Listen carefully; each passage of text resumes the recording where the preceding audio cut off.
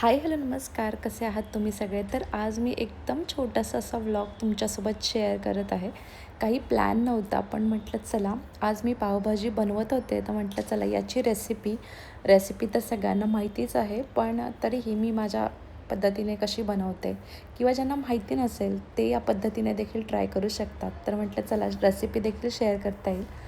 तर मी आज म्हणजे माझा जो भाज्यांचा दिवस असतो ना, त्याच दिवशी ठरवलेलं असतं की हां, आपल्याला पावभाजी करायचं आहे, कारण पावभाजीसाठीच भरपूर अशा भाज्या लागत असतात. सोबतच दोन्ही पण गोष्टी मी शेअर करते. तर ॲक्च्युली मी किचनमधल्या ज्या काही वस्तू आहेत किंवा मला एखादे ड्रेसेस वगैरे आवडते, तर मी खूप विचार करून आणि खूप वेळ काढून शोधून घेत असते. तर तसंच हे जे दोन्ही बास्केट्स आहेत ना, त्यातलं एक आहे ते ॲज अ बास्केटच आहे. पण दुसरं जे मी ज्याच्यामध्ये बटाटे ठेवते ना, ते ॲक्च्युली बास्केट नाही आहे. तर ते मी IKEAमधून ॲज अ प्लांटर म्हणून आणलं होतं. तर त्याच्यामध्ये मी बटाटे ठेवते आणि इतकं मस्त आहे ना ते, काही होत नाही. आणि मी म्हणजे बटाटे आपले खराब झाल्यानंतर ना ते पाणी सोडतं आणि ते काळं होईल म्हणून मी खाली एक पेपर टाकून ठेवलेला आहे. तर कांद्यांसाठी म्हणजे कांदे जास्त लागतात म्हणून मोठं बास्केट आणि हे एक बास्केट, म्हणजे माझं जे बिकर बास्केट आहे ना ते खराब व्हायला नको म्हणून. तर जेव्हा पण मी म्हणजे जेव्हा भाज्या सॉर्ट करत असते, धुवत असते किंवा ठेवत असते ना, तेव्हा ओटा तर आपला नेहमी खराब होत असतो. तर मी तो सायमल्टेनियसली म्हणजे साईड बाय साईड माझं क्लिनिंग चालू असतं. त्याच्यामुळेच मग ते किचनमध्ये जेव्हा पण मी शूट करते किंवा काही काम करते ना, तेव्हा ते स्वच्छ दिसतं. नाहीतर मग खूप सगळा पसारा एकत्र झाला ना, की मग तो आवरायचा कंटाळा येतो. त्याच्यामुळे ना साईड बाय साईड आपण जर क्लिनिंग करत गेलो, तर मग आपल्याला देखील काम करायचा कंटाळा येत नाही. कारण आता एवढा सगळा पसारा होता, ह्या सगळ्या भाज्या मला नीट ठेवून पावभाजीची देखील तयारी करायची होती. आणि फ्लॉवर मी जनरली आणत नाही. जेव्हा पावभाजी बनवायची असेल, तर मग तो जेवढा मोठा गड्डा आहे तो सगळा घेऊन येते आणि मग नेक्स्ट टाईमला त्याची भाजी बनवली जाते. आणि भाजी तर खूप जास्त अशी आवडत नाही कुणाला, त्याच्यामध्ये थोडीशी मटर ॲड करते. मग ती मटर आणि फ्लॉवरची भाजी थोडीशी चांगली लागते.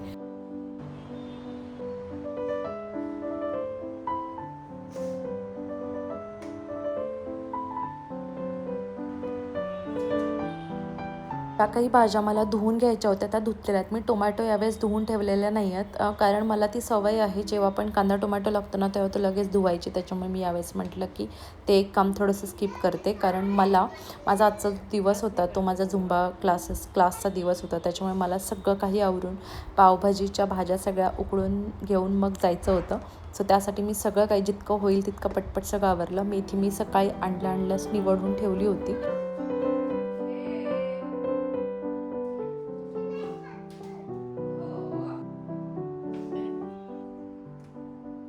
हा जो काही कचरा असतो ना, आपला पालेभाज्यांचा किंवा कांद्याचा जो कचरा आहे, मेन म्हणजे कांद्याचा कचरा, की याचं जे पाणी आहे ना, ते मी एक दिवस पूर्ण ठेवून देते आणि दुसऱ्या दिवशी झाडांना घालते, की जे ॲज अ बूस्टर म्हणून, म्हणजे जी ग्रोथ आहे ना झाडांची ती छान होते.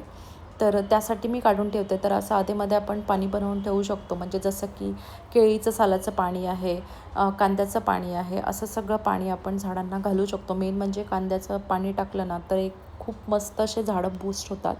तर मला विचारलं होतं कमेंटमध्ये म्हणून म्हटलं चला आज शेअर करते. तर इथे मी फ्लॉवर इतका बघून बघून निवडून घेतलेला आहे ना, तरी पण मला म्हणजे काय माहिती फ्लॉवर आणल्यानंतर एक भीती राहते. त्याच्यामुळे मी जेव्हा तो घेऊन येते ना, तेव्हा तो मी स्वच्छ पाण्याने आणि पूर्ण काढून ठेवते. मी कधीच असा फ्लॉवर आणून असाच फ्रीजमध्ये ठेवत नाही ना, तर परत त्याच्यामध्ये अजून म्हणजे एखाद दुसरी अळी असेल तर ते अजून वाढत जातं. त्याच्यामुळे जेव्हा आणते तेव्हा तो व्यवस्थित निवडून सोलून ठेवते. सेम तसंच म्हणजे मला माहिती नव्हतं ब्रॉकलीमध्ये देखील अळी असते.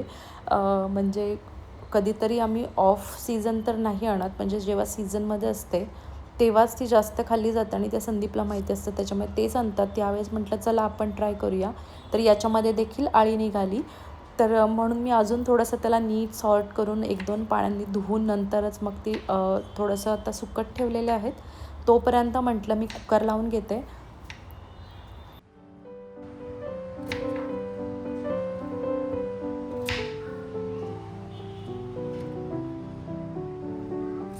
तर अंदाजेच माझं प्रमाण असतं. थोडासा बटाटा आहे तो जास्त आणि बाकीच्या सगळ्या भाज्या इक्वल क्वांटिटीमध्ये असतात. थोडासा फ्लॉवर देखील जास्त टाकते, कारण तेवढाच मग मुलं खातात. नाहीतर मग असं पण फ्लॉवर कधी पोटात जाणार नाही. तर मी इथे ज्या काही भाज्या ॲड केलेल्या आहेत ना, त्या मी इथे तुमच्यासोबत शेअर करते. बीन्स घेतलेले आहेत, शिमला घेतलेला आहे, एक गाजर देखील घेतलेला आहे आणि मटार आणि टोमॅटो देखील मी थोडासा एक ॲड करते. आणि नंतर पण मी कांदा आणि टोमॅटोची जे आपण प्युरी बनवतो ना, म्हणजे शिजवून घेतो ना, त्याच्यामध्ये देखील टोमॅटो असतात. 2 टोमॅटो मी त्याच्यामध्ये ॲड केलेले आहेत. उकडताना मी इथे हळद, मीठ आणि थोडासा पावभाजी मसाला देखील ॲड करते, ज्याच्याने आहे ना टेस्ट अजून जास्त एनहान्स होते.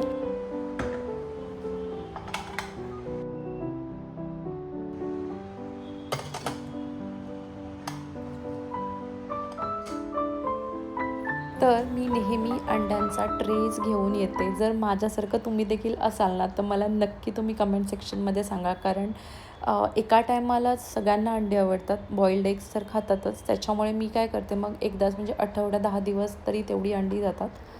आणि अंडे मेन म्हणजे प्रोटीनच आहे, त्याच्यामुळे खाल्लेली चांगलीच असतात. त्याच्यामुळे मी एक ट्रेस घेऊन येते. आणि हां, माझ्या फ्रीजमध्ये तेवढी जागा देखील आहे.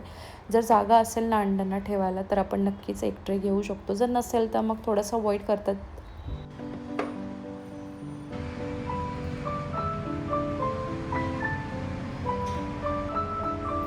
तर बघा, कितीही छोटी-मोठी कामं आपल्या किचनमध्ये असतातच. तर जसं मी सकाळी शेंगदाणे जे आहेत ते भाजून ठेवले होते आणि या ज्या बरण्या आहेत ना, त्या रिकाम्या झाल्या होत्या, तर त्या लगेच मी डिशवॉशरमधून धुवून घेतल्या. त्या व्यवस्थित कोरड्या झाल्यानंतर त्याच्यामध्ये भरून ठेवते. आणि थोडंसं मी म्हणजे कूट जे आहे ना, ते देखील बनवलं होतं. पण मला आता शेंगदाणे कूट बनवायचं नव्हतं, खूप कंटाळा आला होता. आणि इथे माझा कुकर देखील चालू होता, त्याच्यामुळे मग मी ते काम स्किप केलं. म्हटलं नंतरच करूया. तर इथे मला फ्रीजवरती आहे ना माझ्या कव्हर टाकायचं होतं. तर ही एक माझी फ्लोअर मॅट होती, की जी मी खूप जुनी घेतलेली होती. तर ही मी किचनमध्ये इथे टाकायला घेतली होती. पण काय माहिती, पायात चप्पल असते ना, त्याच्यामुळे मग इथे टाकायची इच्छा झाली नाही ही. त्याच्यामुळे यूजच नाही केली. तर म्हटलं चला आता याला फ्रीज कवर म्हणून वापरते. तर त्याचे हे जे साईडचे आहेत ना टेसल्स, ते असे चांगले नव्हते वाटत. तर म्हटलं याला एक लेवल करूया आणि मग टाकून बघूया. तर कसं दिसतंय बघूया. जर आवडलं तरच ठेवणार आहे, ना तर मग काढून टाकेन. तर वाटत तर होतं छान, असं थोडासा छान लूक येत होता. तर बघूया आता किती दिवस ठेवते, काय ठेवते.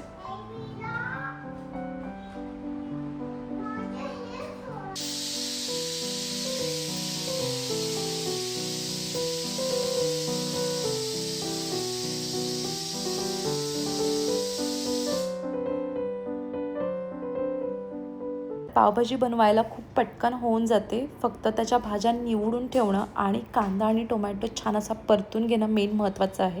तेव्हाच अशी टेस्ट छान होते. आणि हां, माझी ही जी हंडी आहे ना, याच्याबद्दल देखील मला नेहमी विचारलं जातं. तर ही हंडी देखील म्हणजे इतकी मस्त आहे ना, बिर्याणीसाठी म्हणा, पावभाजीसाठी म्हणा, म्हणजे तुम्हाला जास्त भरपूर मोठ्या-मोठ्या क्वांटिटीमध्ये बनवायचं असेल ना, त्यासाठी अगदी परफेक्ट आहे.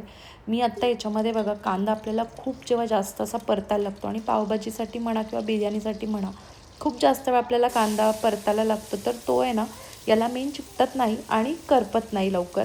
आपण याला मीडियम गॅसवरती देखील ठेवलं तरी हा व्यवस्थित चालतो. तर बघा, माझा कांदा एवढा छान परतला होता, तरी देखील तुम्हाला कुठे चिटकलेला दिसणार नाही.